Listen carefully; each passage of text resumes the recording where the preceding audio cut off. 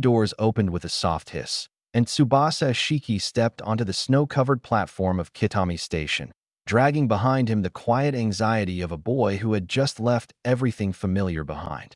A Tokyo native, Tsubasa had moved north with his father due to a job transfer and now found himself in the depths of Hokkaido's winter, a place where everything felt colder, quieter, and somehow lonelier.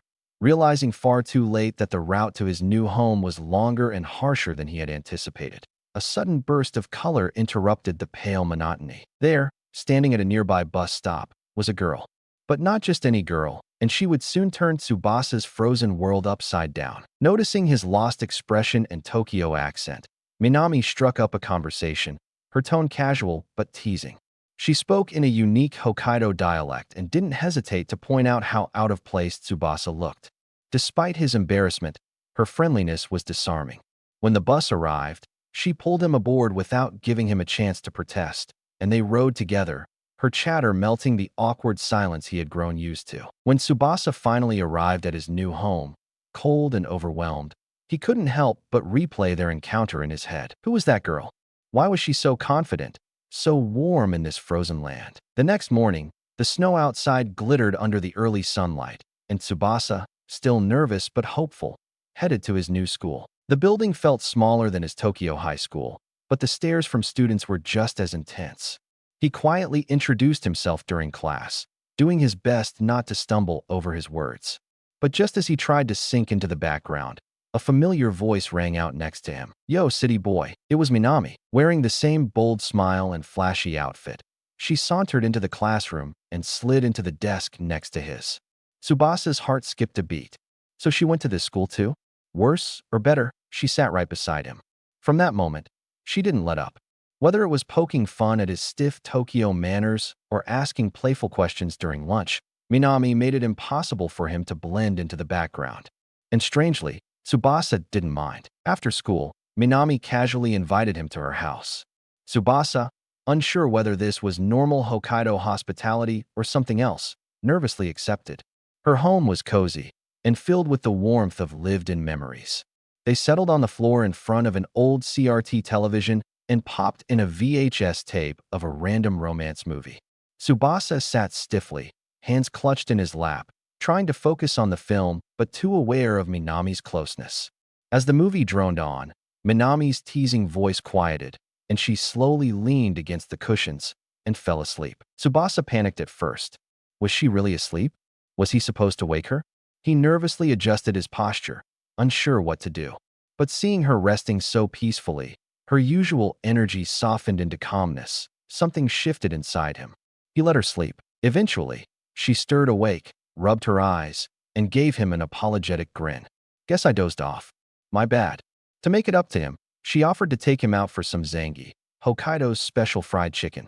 As they walked together under the darkening sky. Episode 2. The cold winds of Kitami blew sharp that morning, but Tsubasa Shiki's heart was warmer than usual. After a surprising and strangely comforting encounter with Fuyuki Minami in his first days at his new school, he was beginning to feel that maybe Hokkaido wasn't as isolating as he'd feared. That feeling only grew when Minami casually invited him to the upcoming winter festival, her tone light and teasing, but her words holding something undeniably sincere beneath the surface. When festival day arrived, the streets were alive with light. Snow sculptures towered like monuments along the pathways. Laughter and the smell of grilled food filled the air. Tsubasa, bundled in his scarf and coat, walked nervously beside Minami, who wore her usual juror's style despite the chill, short skirt, long boots, and her ever-confident grin. He couldn't help but wonder, was this a date? Minami seemed to enjoy every minute. She dragged him from one stall to the next, encouraging him to try regional food like zangi, Hokkaido-style fried chicken, sweet roasted corn. At one point, she boldly took a bite from his snack without asking, causing Tsubasa's heart to skip a beat. The playful move resulted in what was essentially their first indirect kiss, though Minami just giggled it off while he quietly imploded with embarrassment. After wandering through the festival and taking photos in front of giant snow statues, the two started walking home together. The snow was falling lightly. Along the way, Minami suddenly stopped and pointed at a large, dome-shaped snow fort. Without hesitation, She crouched down and crawled in, calling for Tsubasa to follow. Hesitant and confused, he ducked in after her. Inside, the snow fort was small and quiet. The two sat close, their knees almost touching. They heard a voice, an older woman calling out from outside. It was Tsubasa's grandmother, and her timing couldn't have been more terrifying. The moment the two stepped out of the snow fort, the elderly woman eyed Minami with a mix of suspicion and confusion, clearly assuming something improper had happened. But Minami, without skipping a beat, greeted her cheerfully and even helped steady the old woman on the icy path. She introduced herself politely, complimented the town, and before long, had charmed her way into Tsubasa's home like it was the most natural thing in the world. Inside, the awkwardness melted away like snow on a hot plate. Minami chatted with Grandma over hot tea, asked about local dishes, and laughed when Tsubasa squirmed under their combined attention. The once strict grandmother, sensing the honesty in Minami's cheerful nature, softened. Episode 3. The snowy silence of early morning was broken by the rumble of a school bus engine and the excited chatter of high schoolers in thick winter coats. It was ski trip day. Tsubasa Shiki stood among his classmates, unsure whether he was more anxious about skiing for the first time or spending a whole day alongside Fuyuki Minami, the ever-radiant gal who had already brightened his lonely days in Hokkaido. As the bus filled, Minami cheerfully pulled Tsubasa in behind her. Tsubasa ended up beside a quiet, stern-faced girl with long, silky black hair and earphones tucked under a knit cap. She barely glanced at him. This was Sayuri Aquino, a transfer student like him, but where Tsubasa was awkward, she was distant, guarded. Even Minami, who leaned across the seat to greet her, was met with a cold shoulder and a dismissive shrug. Arriving at the resort, the students split into groups by skill.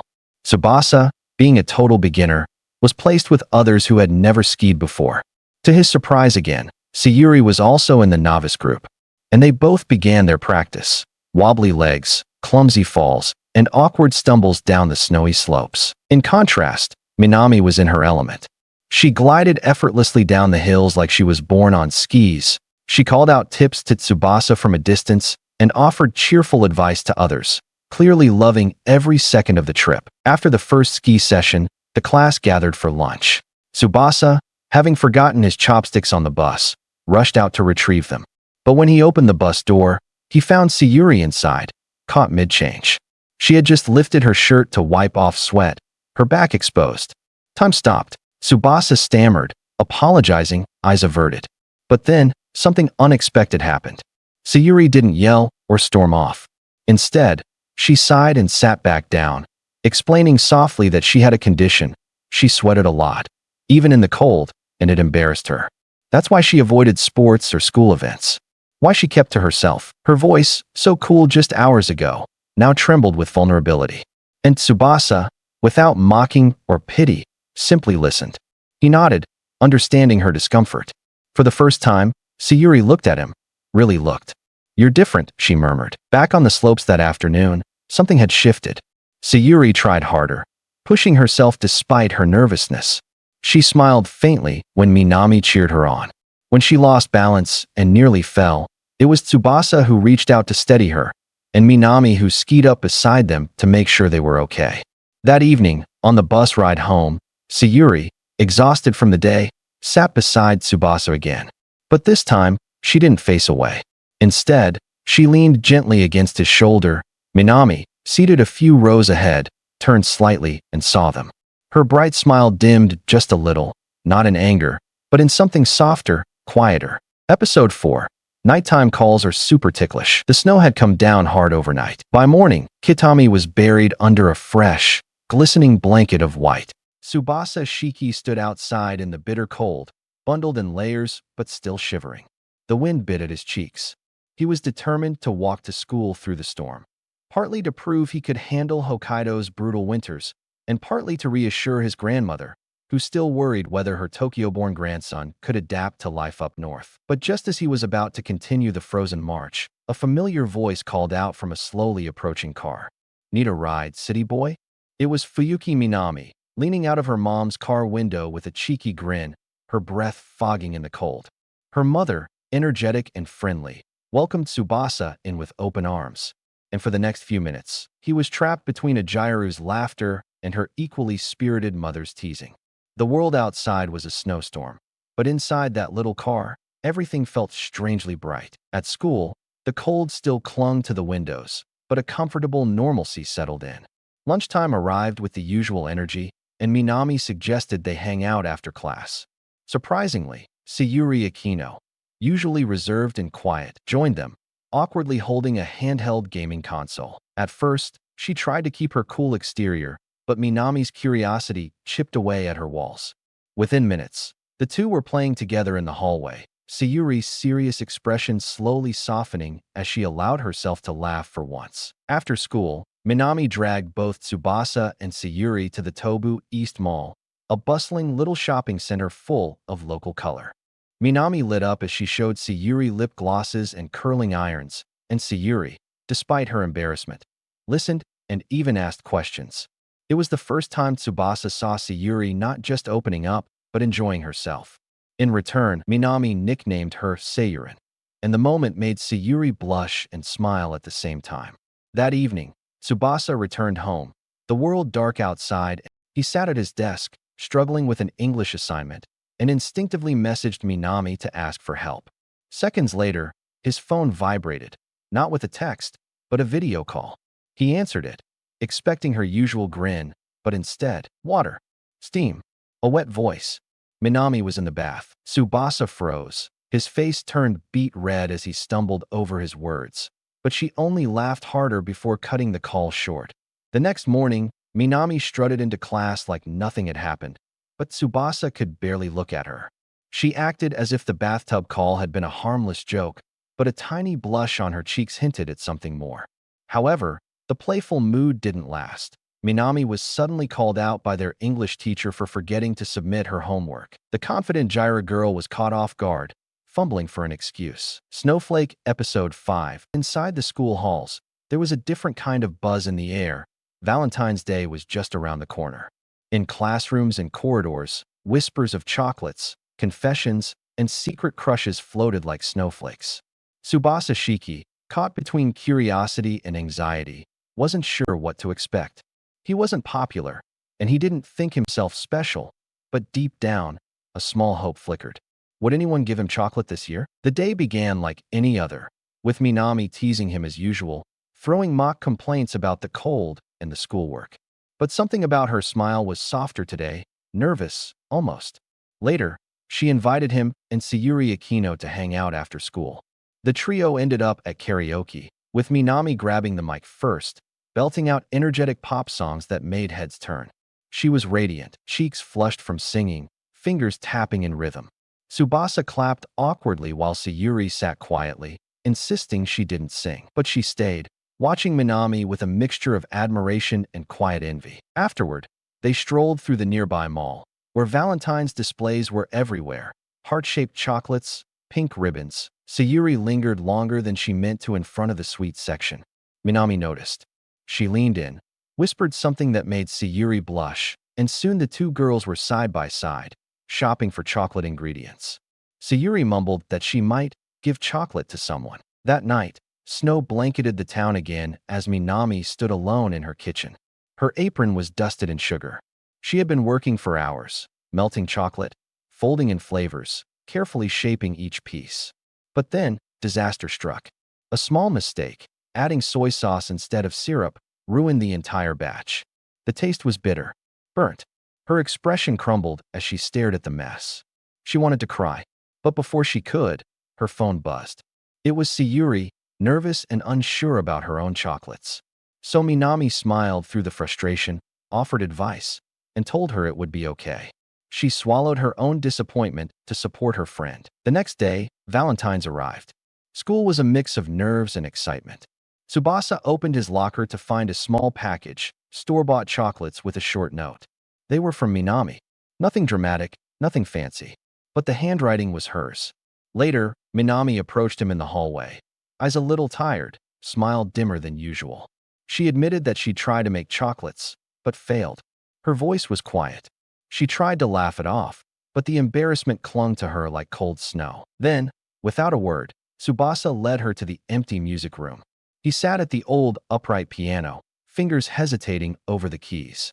Then, slowly, he began to play Minami's favorite karaoke song, reimagined in soft, clumsy piano notes. The melody wasn't perfect, but it was sincere. Minami watched him, eyes wide, then misty. That awkward, thoughtful gesture touched something deep inside her. She smiled, heart thudding, not because of chocolate, but because someone had seen her. Meanwhile, Sayuri stood at the door, unnoticed, listening. She stepped in quietly, her own small box of chocolates tucked shyly behind her back. She approached Minami, voice shaking, and offered them to her first. "Thanks for helping," she said. "You're the reason I finished these." Then she turned to Tsubasa and handed him another set. It wasn't a confession. It wasn't dramatic. But it was real. In that quiet moment, the snow outside seemed softer, the cold less sharp. Three teenagers, standing in a music room with chocolates between them and something warmer blooming inside. Episode 6. The bitter cold of Hokkaido wrapped the town in a heavy white blanket. But inside Minami Fuyuki's house, warmth bubbled like a hot spring. Laughter echoed off the walls as Minami, Tsubasa Shiki, and Sayuri Akino sat cross-legged around a low table, textbooks open, pens scattered, and snacks within reach. Exam season had arrived like a blizzard, and while the mood was light, the stakes were serious. Minami, ever the energetic and cheerful gal, tried her best to stay focused, but math formulas and historical facts weren't exactly her friends. Sayuri, with her level-headed demeanor, offered helpful corrections while Tsubasa quietly guided Minami through the tougher subjects.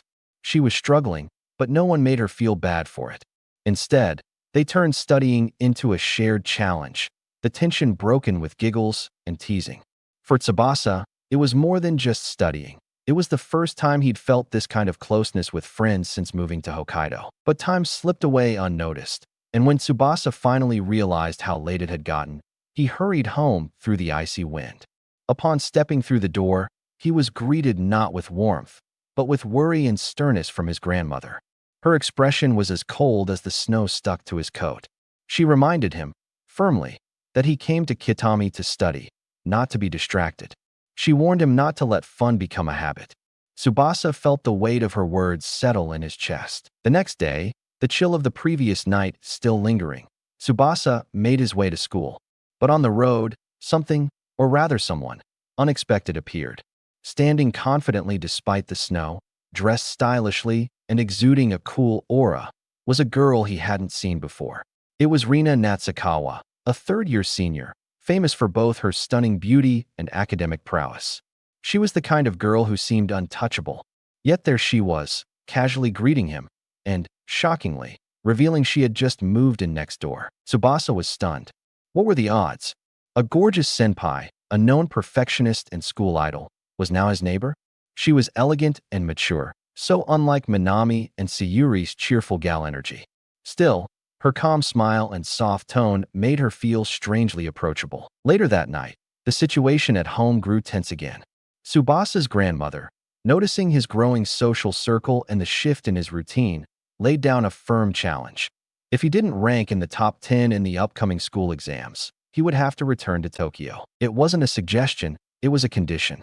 One that could tear him away from his new life, new friends, and the girls who had unknowingly begun to melt the ice around his heart. Tsubasa didn't protest. He understood. But as he stared at his study notes that night, a new fire lit within him. Not just to prove himself, but to hold on to the little life he was slowly falling in love with. In this snowy land where the days were cold, but the hearts were warm. Episode 7. Final exams are super hard. Snow fell softly outside the school windows, a constant reminder of the season's chill, but inside Tsubasa Shiki's mind, the pressure was boiling hot. With final exams around the corner, a storm of anxiety gripped him. This wasn't just about passing, it was about proving he belonged in Hokkaido. If he failed to rank in the top 10 of his class, he risked being sent back to Tokyo. The thought alone made his stomach knot. He buried himself in books, studying alone in the library until his brain could barely keep up. Just when the pressure seemed unbearable, a surprising offer came his way. From none other than Rina Natsukawa, the cool, intelligent, and top-ranked girl in class. Calm and refined, Rina noticed his struggle and, without hesitation, offered to tutor him. Tsubasa, nervous but hopeful, accepted. They began their quiet sessions in the school library's storage room. Just the two of them surrounded by dusty books and fading light.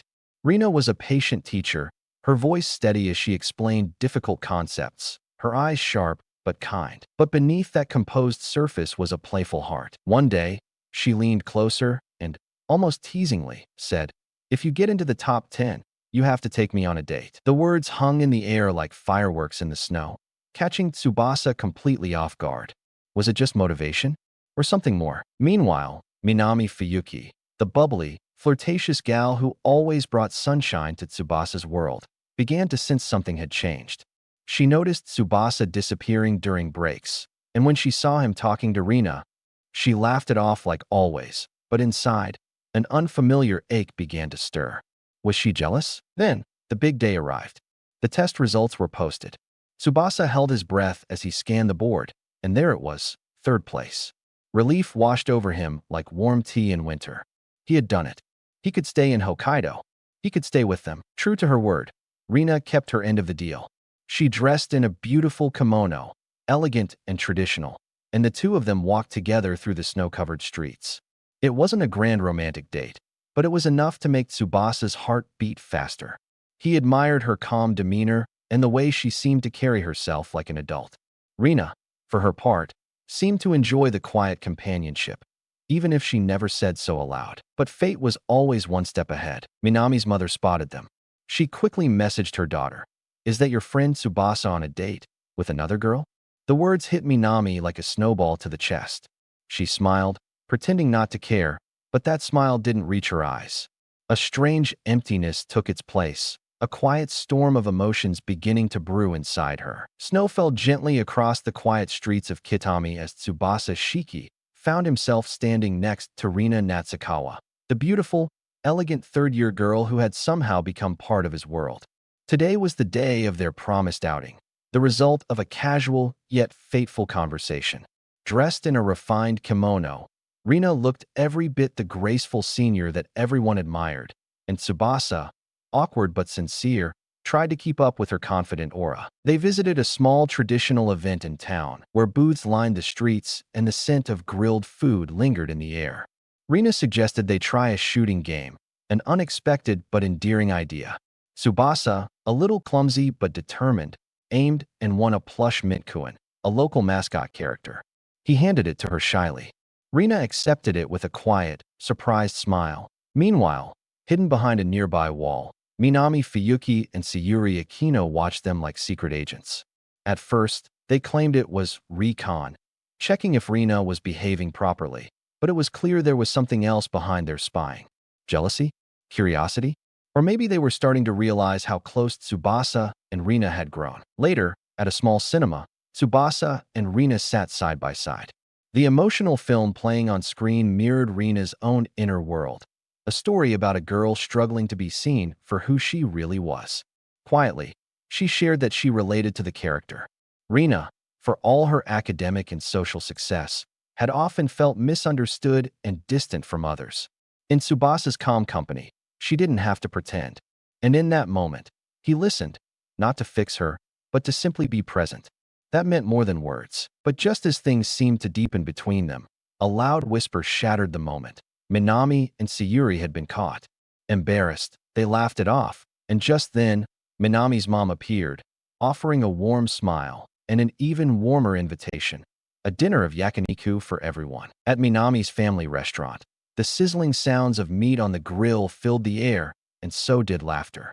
They gathered around the table, the four of them, Tsubasa, Minami, Sayuri, and Rina, enjoying a meal not just as classmates, but as a growing group of friends. They teased, complimented, and opened up in ways only food and good company can allow. Rina, who had always seemed distant, was now fully part of the group. And Tsubasa, who had once arrived in Hokkaido as a quiet outsider, felt that maybe, just maybe, he truly belonged here. As the night wound down, full stomachs and flushed cheeks all around, Minami leaned in close to Tsubasa and whispered mischievously, "Next time, it's my turn." It wasn't just a competition anymore. It was something deeper. Affection, friendship, and a hint of love floated in the air like warm breath in the winter cold. casting a soft light over the sleepy town as white day quietly crept closer. Inside the classroom, conversations buzzed low like a hum beneath the falling snow. For most students, White Day was just another fun event, but for Tsubasa, still new to this world of flirty banter and complicated feelings, it felt like standing at a crossroads. His thoughts were tangled, not just about Minami, but about how far he'd come since arriving in Hokkaido. Elsewhere in the classroom, Matsuo was battling his own turmoil. He hadn't forgotten the stinging words he'd said to Minami in an earlier episode, and the guilt weighed heavily on him. Gathering his courage, he approached Minami and Sayuri to apologize. No bravado, no deflection, just a sincere, heartfelt apology.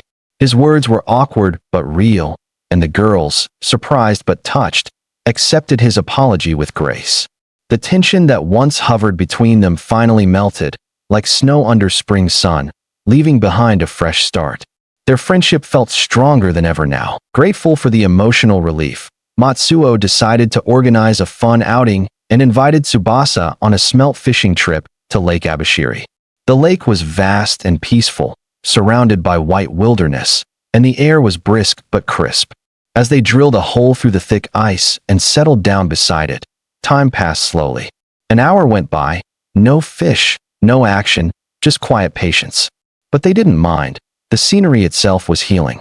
Then, just as the silence started to stretch thin, she knelt beside Tsubasa, commenting on how dry and cracked his lips looked in the cold.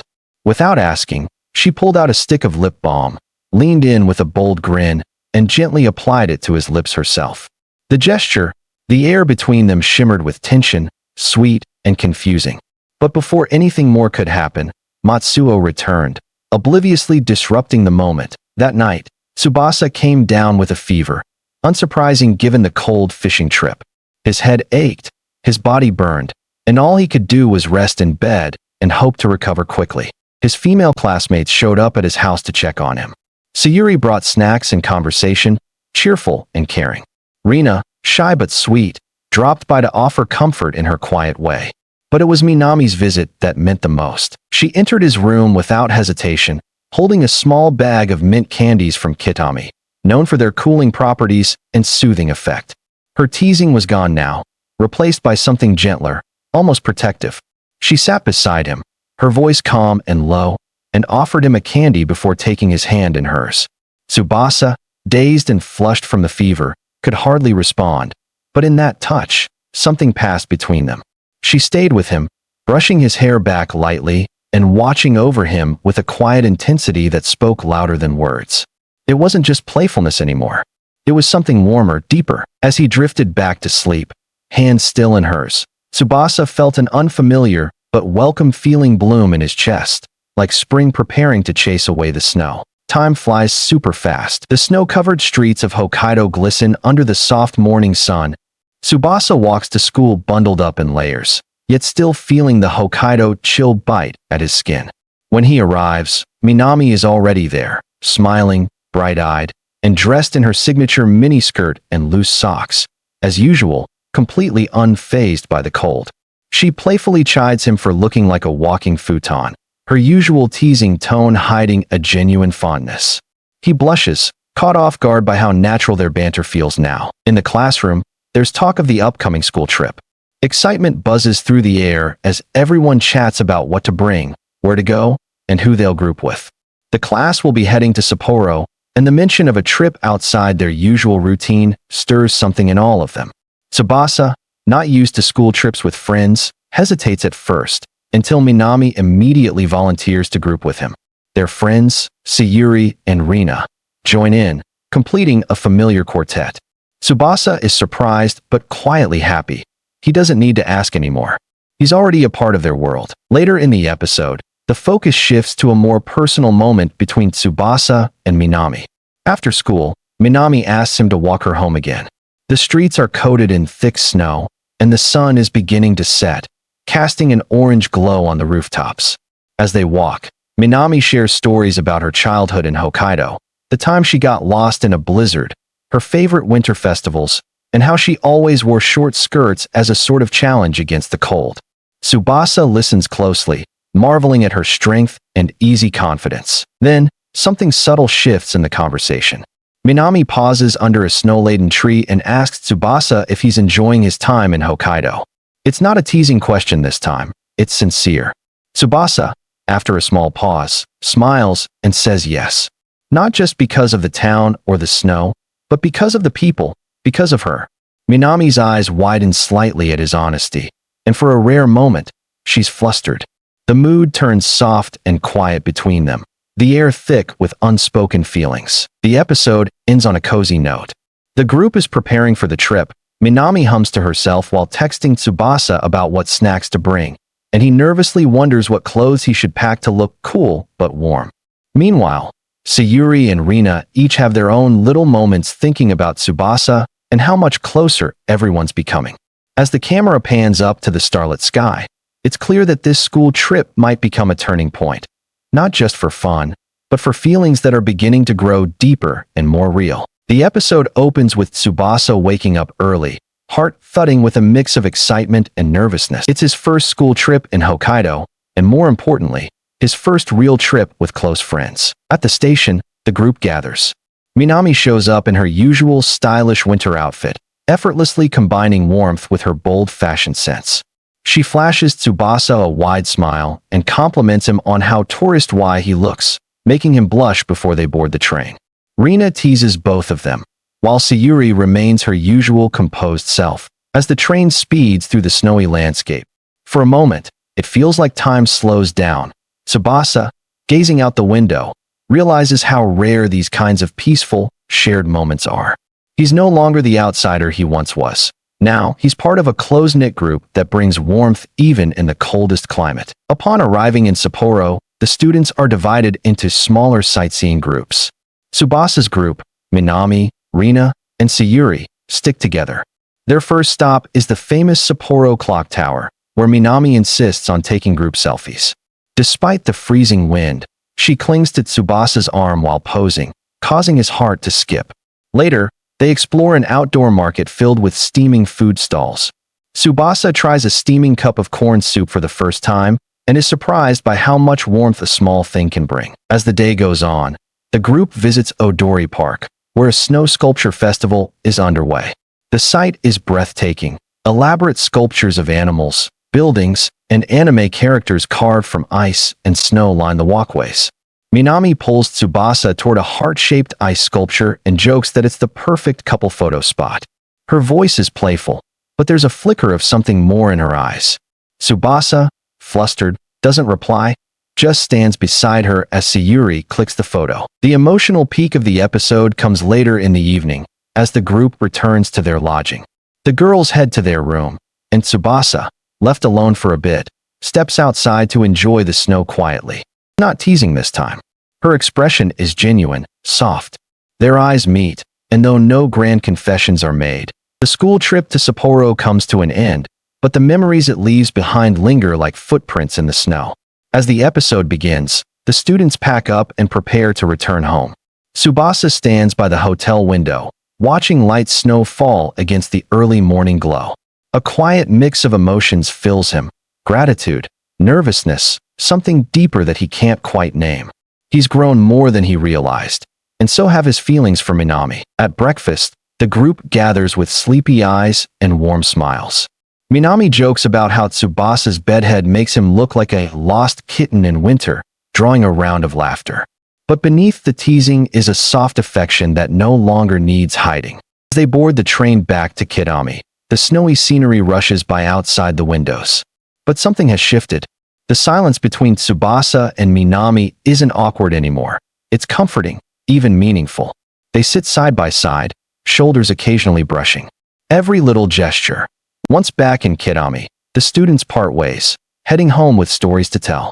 The sky is turning orange with the setting sun, and Tsubasa walks Minami halfway to her house, as he often does now. But then she pauses. She turns to him with a rare vulnerability in her eyes and asks, "Hey, aren't you glad you came to Hokkaido?" Tsubasa, surprised by the question, hesitates, then nods. "Yeah," he says, "I'm really glad." Minami grins, but this time it's gentler, softer. "Me too." The next day, school resumes its normal rhythm. Winter deepens. The town is covered in thick, white snow, and icicles hang from the rooftops. Yet, the mood in class feels brighter. Everyone seems a little closer, more connected after the trip. Tsubasa, once the quiet transfer student, now laughs more freely, shares lunch with friends, and even joins in the group chat on his phone. Then she smiles, her cheeks turning a little red, and she answers, "Took you long enough to say that." They both laugh, but something in the air changes. There's no confession, no dramatic declarations of love. Just a warmth that passes between them, deeper than words. A promise that whatever this feeling is, it's mutual, and it's just beginning. The episode ends with Tsubasa looks at Minami, laughing beside him, full of life, and he knows. This might have started as a cold journey into the unknown, but it's become a season of warmth, growth, and something that might just become love.